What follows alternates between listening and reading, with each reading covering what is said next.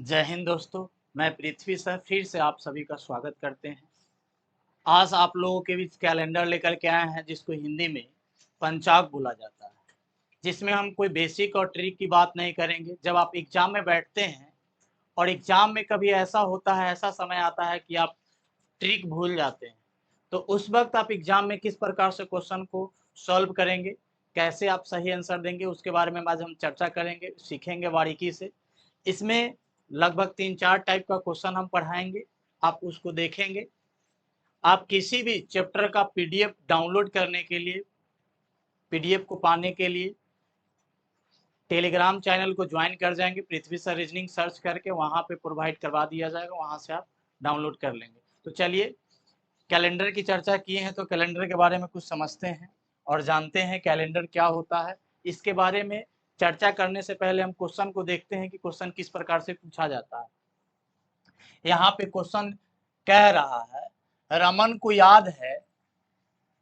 को याद है कि उसका परीक्षा जो है, उसका एग्जाम 25 मई के बाद 25 मई के बाद कहने का अर्थ ये होता है कि 25 के बाद 15 के बाद। इसका अर्थ ये है कि 15 को नहीं, 15 के बाद। इसका अर्थ है कि 16 को एग्जाम हुआ होगा या 17 को या 18 को या 19 को, 15 के बाद।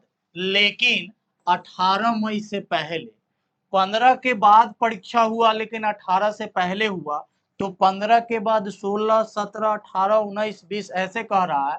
लेकिन 18 से पहले हुआ, तब 15 के बाद और 18 से पहले 16 और क्या 17, तो इसका परीक्षा या तो 16 को हुआ होगा या 17 को हुआ होगा।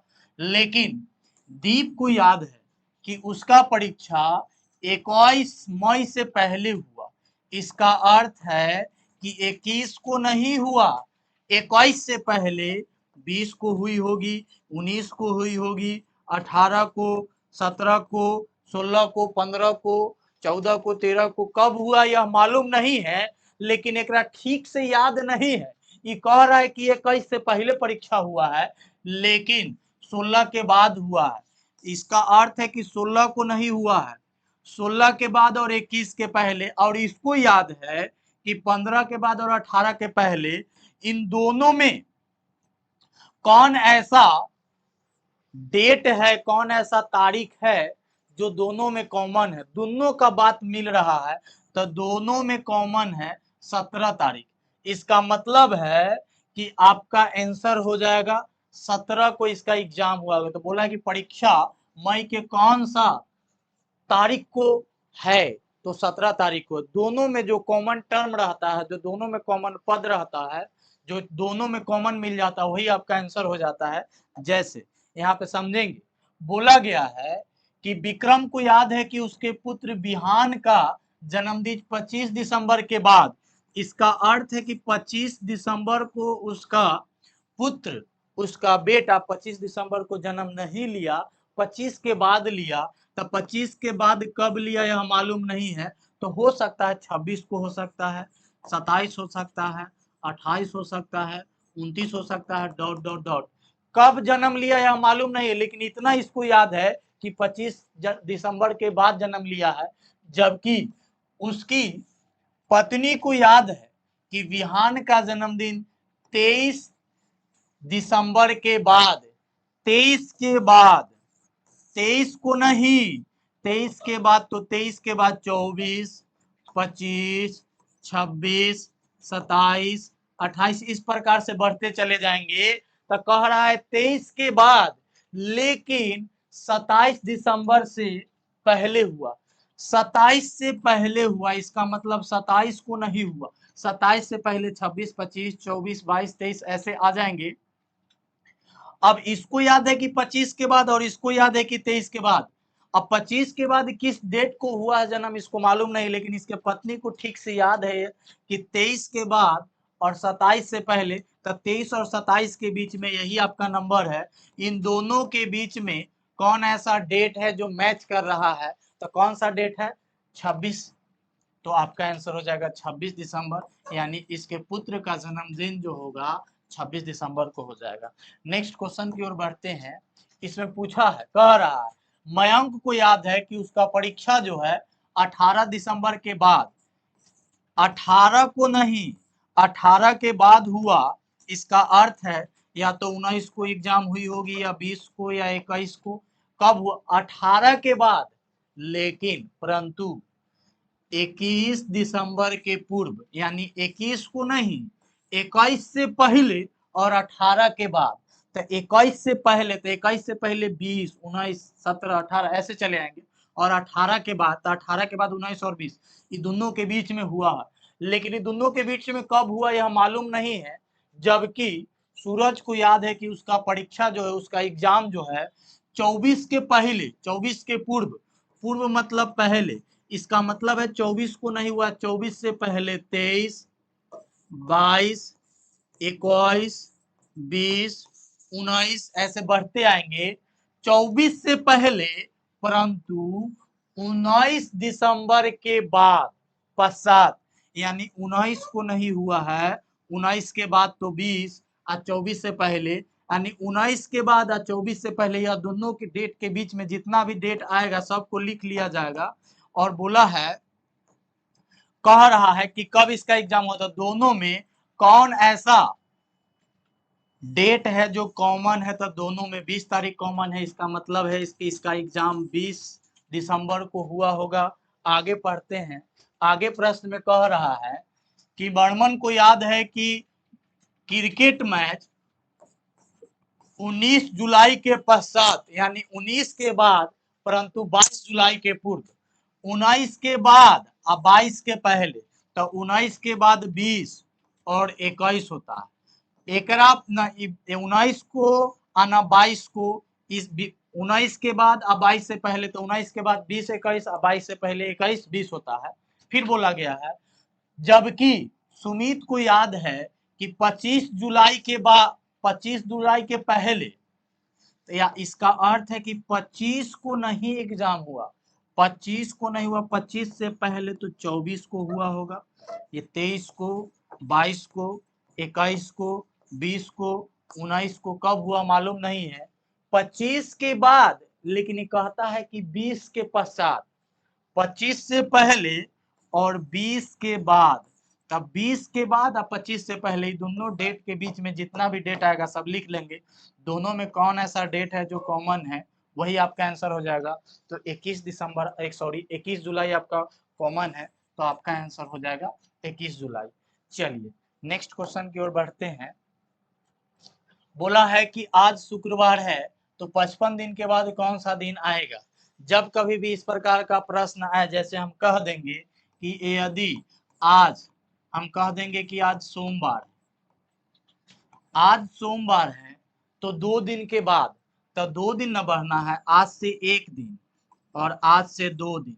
तो जब आप 2 दिन बढ़िएगा, तो 1 दिन बढ़े, 2 दिन बढ़े, तो सोम के बाद मंगल और बुध आ जाएगा, तो 2 दिन बढ़ने के लिए कहें, लेकिन हम आज से कह देते कि 7 दिन बढ़िए। कितना दिन बढ़िए? 7 दिन बढ़िए। तो जब आप 7 दिन बढ़िएगा, तो 7 दिन बढ़ जाइए या घट जाइए, पुनः आपका वही दिन आएगा, क्योंकि टोटल दिन 7 को होता है, और प्रत्येक 7 दिन पर दिन जो है रिपीट करता है, प्रत्येक 7 दिन पर दिन रिपीट करता है। तो जब कभी भी किसी भी डेट से या किसी भी दिन से आपको 7 दिन जाना हो, तो 7 दिन जाइएगा तो वही दिन आएगा। अगर 8 दिन जाना हो, जैसे 7 दिन जाना हो, तो कोई दिन में चेंजेस नहीं होगा। टोटल दिन में, टोटल जो आपका दिन होगा उसमें, सप्ताह, एक सप्ताह में 7 दिन होता है, प्रत्येक 7 दिन पर दिन रिपीट करता है, इसलिए टोटल दिन में 7 से भाग दिया जाता है, और जो शेष बचता है उसी को आगे बढ़ते हैं। जो शेष, अगर मान लीजिए कि 7 दिन जाना है, तो 7 में आप 7 से भाग दीजिए, शेष आपका कुछ नहीं आएगा, तो हम 0 दिन जाएंगे।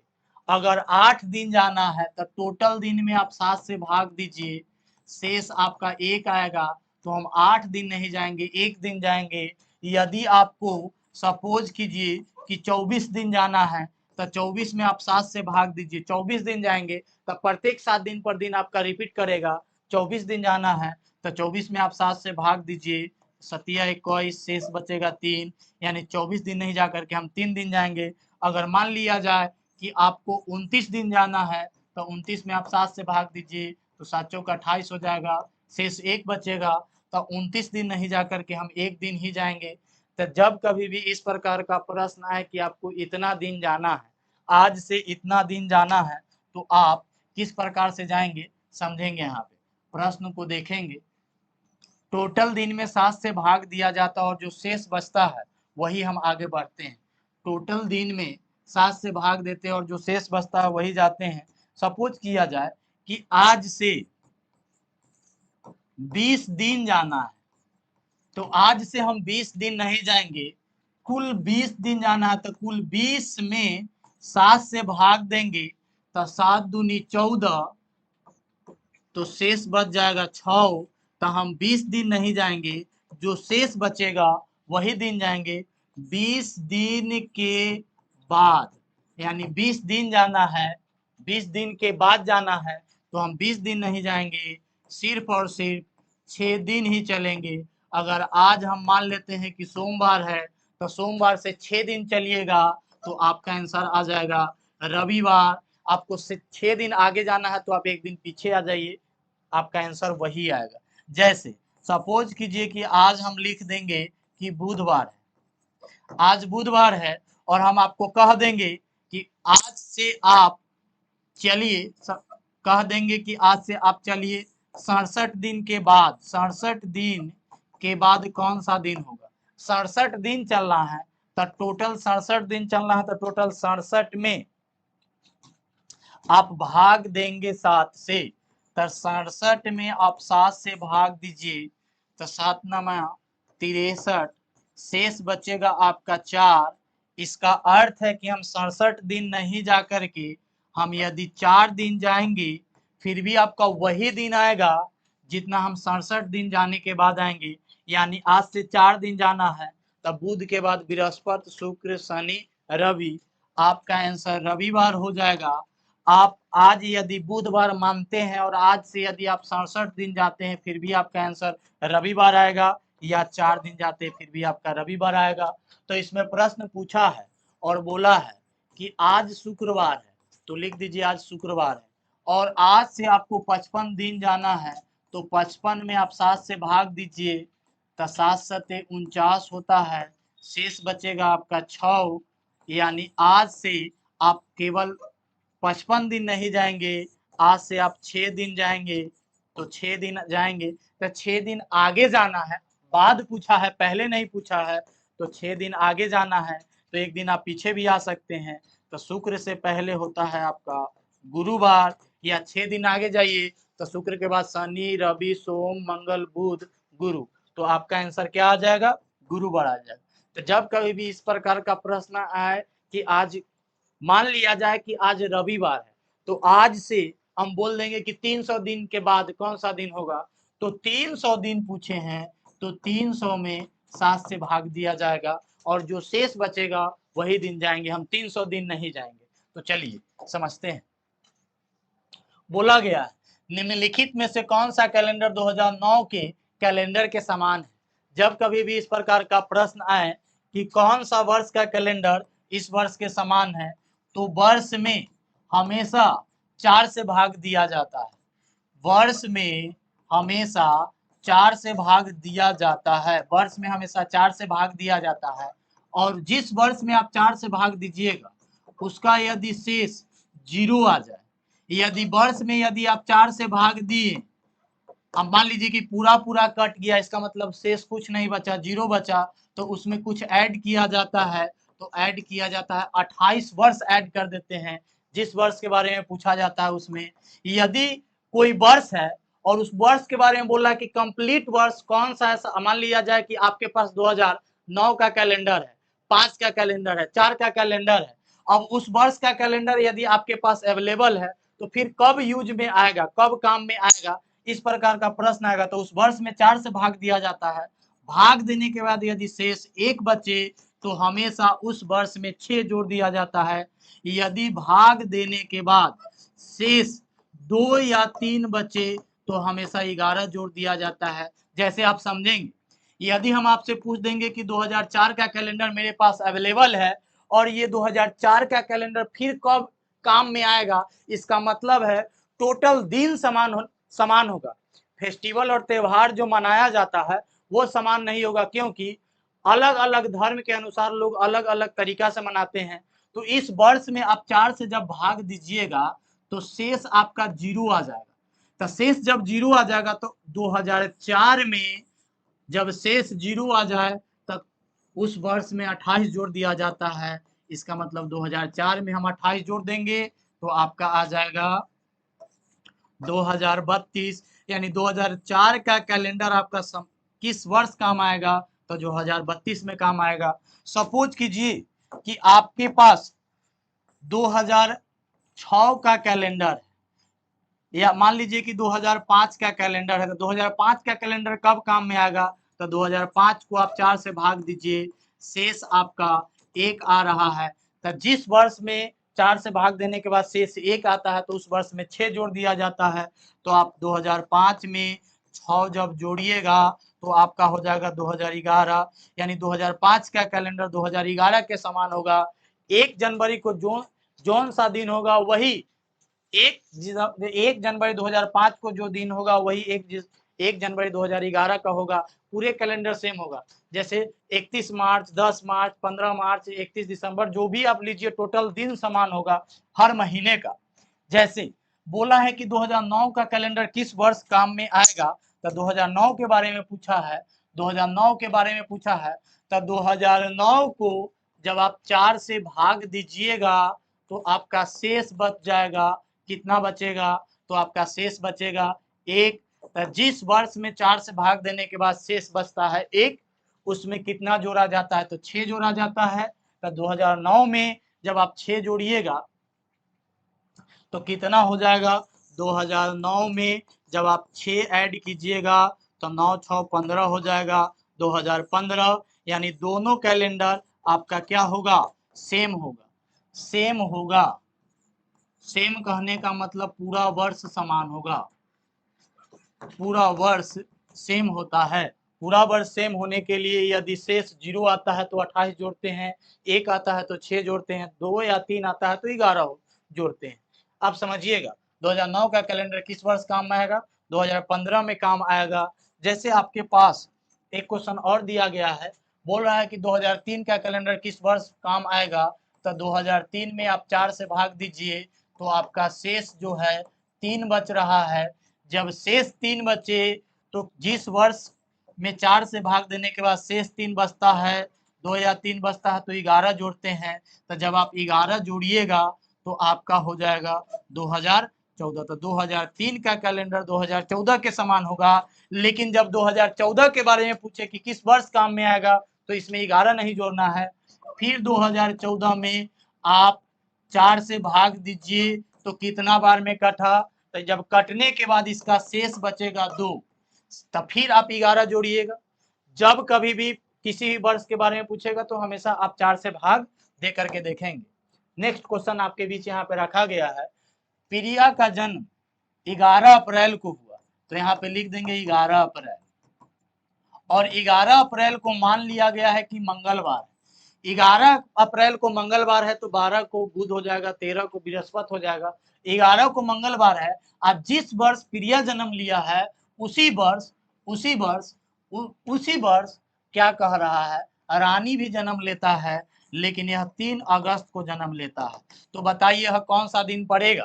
तो किसी भी डेट में 7 दिन जोड़िए या घटाइए आपका वही दिन आता है। तो आपका अप्रैल पूछा है तो अप्रैल 30 दिनों का होता है।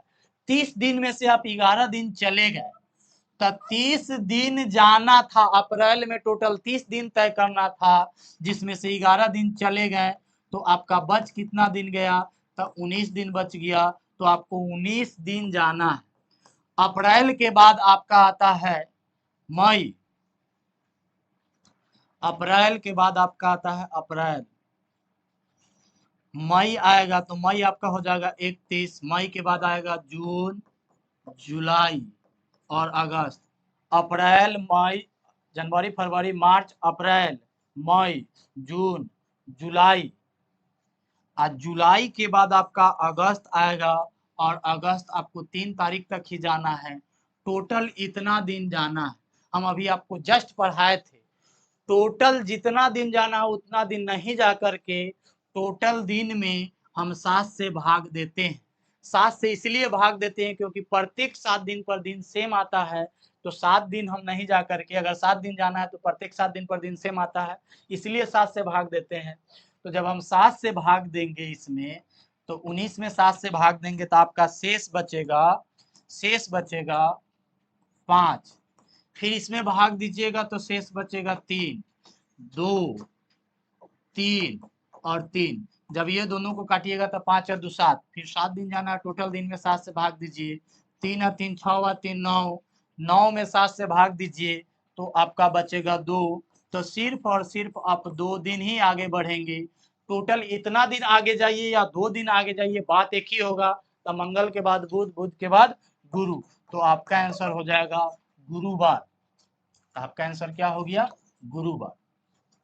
नेक्स्ट क्वेश्चन की ओर बढ़ते हैं, प्रश्न को देखेंगे।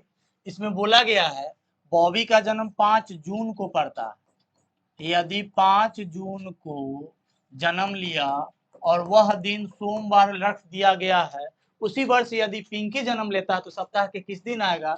यदि पिंकी का जन्म 22 सितंबर को हुआ तो कौन सा दिन पड़ेगा? तो आपका जून कितना दिन का होता है? तो जून आपका होता है 30 दिन का होता है। जनवरी, फरवरी, मार्च, अप्रैल, मई, जून, जून 30 दिनों का होता है। तो 30 दिन आपको जून में जाना था, जिसमें से केवल आप 5 दिन ही गए हैं। तो 30 दिन में से आप 5 दिन चले गए हैं, तो आपको जून में अभी भी 25 दिन और चलना है। सोमवार 5 जून को सोमवार पड़ता है, तो 6 को मंगल, 7 को बुध, 8 को बृहस्पति, ऐसे चलते चलते आपको 25 दिन जाना है। तो हम बोले हैं कि टोटल दिन 25 दिन जाना है, तो जितना दिन जाना रहेगा उतना में आप 7 से भाग दे दीजिए। तो 25 में आप 7 से भाग दीजिएगा तो आपका शेष बचेगा 4। तो हम जून में 4 दिन जाएंगे। जून के बाद जुलाई 31 दिन होता है। 31 में आप जब 7 से भाग दीजिएगा तो आपका शेष बचेगा आपका 3। जून के बाद जुलाई, जुलाई के बाद अगस्त, अगस्त के बाद आपका सितंबर आता है और 22 सितंबर तक जाना है। तो 22 में जब आप 7 से भाग दीजिएगा, 22 दिन जाना है, तो आपका आंसर आ जाएगा 1। तो आप केवल 1 दिन जाइए। 4 और 3 7, ये भी कट गया 7 से, 7 दिन जाना था। 3 और 1 4, तो आपको केवल 4 दिन ही जाना है। तो जब आप 4 दिन जाइएगा तो सोम के बाद मंगल, बुध, गुरु, शुक्र, तो आपका आंसर आ जाएगा शुक्रवार। तो आपका आंसर हो गया क्या? शुक्रवार। यदि आपको इस प्रकार से कह दिया जाए, जैसे बोला है इस प्रश्न में कि यदि 22 मई को सोमवार है, तो बताइए 30 अक्टूबर को कौन सा दिन आएगा? तो 22 मई को, तो सबसे पहले आप तय कीजिए कि मई कितना दिन का होता है। जनवरी, फरवरी, मार्च, अप्रैल, मई होता है 31 दिन का। 31 दिन में से अभी हम 22 दिन ही चल पाए हैं, तो 31 में से आप 22 घटाइए तो आपका बचेगा 9। यानी मई में 9 दिन जाना है, तो आप 9 नहीं जाकर के 9 में 7 से भाग दीजिए तो आपका शेष बचेगा 2। तो मई में आप 2 दिन जाएंगे। मई के बाद आपका आता है जून, मई के बाद आता है आपका जून, और जून होगा 30 दिन। 30 में 7 से भाग दीजिएगा तो 2। मई, जून, जुलाई, अगस्त, सितंबर और अब आता है अक्टूबर। तो अक्टूबर में आप जब चलिएगा तो 30 दिन चलिएगा तो आपका 2 आ जाएगा। अक्टूबर में आपको 30 तारीख तक ही चलना है, तो ये चलेंगे मई, मई में 9 दिन जाना था तो हम 2 दिन चल गए। मई के बाद जून, जून 30 दिन का होता है तो 30 में 7 से भाग दीजिएगा तो 2। जुलाई में 31, अगस्त में 31, जून, जुलाई, अगस्त, सितंबर में 30 दिन होता है तो 30 में 7 से भाग दीजिएगा तो 2। सितंबर के बाद अक्टूबर को आपको 30 दिन ही जाना है तो 30 में 7 से भाग दीजिएगा तो 2। 2 और 2 4 और 3 7, ये कट गया। 2 और 2 4 और 3 7, ये कट गया। तो टोटल आपको कटने के बाद 0 बचा, अर्थात आप 0 दिन जाएंगे।